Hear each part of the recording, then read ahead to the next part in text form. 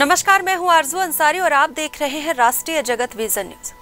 छत्तीसगढ़ के बालोद जिले से भिलाई में एक विवाह समारोह में शामिल होने पहुंचे एक परिवार की खुशियां मातम में बदल गई। शादी समारोह में भोजन करने के बाद अचानक परिवार के 5 सदस्यों की तबीयत बिगड़ गई। इनमें से 15 साल की एक बच्ची की मौत हो गई, जबकि उसकी 2 बहनों सहित 2 अन्य रिश्तेदारों की हालत गंभीर बनी हुई है और उनका इलाज दुर्ग और रायपुर के अस्पतालों में किया जा रहा है। बालोद के आमापारा निवासी गोपाल दास रात्रे का परिवार भिलाई के रिसाली भाठा के श्यामलाल कुर्रे के बेटे की शादी में शामिल होने गया था। विवाह समारोह में शामिल होने के बाद परिवार रात में ट्रेन से बालोद लौट रहा था, लेकिन रास्ते में मरौदा ओवरब्रिज के पास सभी की तबीयत अचानक से बिगड़ने लगी। स्थानीय लोगों की मदद से सभी को तत्काल दुर्ग अस्पताल पहुंचाया गया।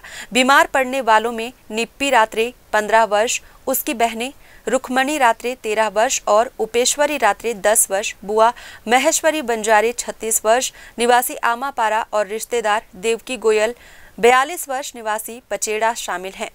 दुर्ग अस्पताल में प्राथमिक इलाज के बाद निप्पी और उसकी बहनों को गंभीर हालत में रायपुर रेफर किया गया, लेकिन इलाज के दौरान निप्पी रात्रे ने दम तोड़ दिया। परिवार के सदस्य संतोष नारंग ने बताया कि निप्पी की बहनों की हालत भी गंभीर है और उन्हें रायपुर के अस्पताल में आईसीयू में रखा गया है। फिलहाल इस खबर में बस इतना ही। देश प्रदेश की खबरों से अपडेटेड रहने के लिए हमारे चैनल को सब्सक्राइब करें और नए खबरों के नोटिफिकेशन के लिए बेल आइकन को जरूर दबाएं। नमस्कार।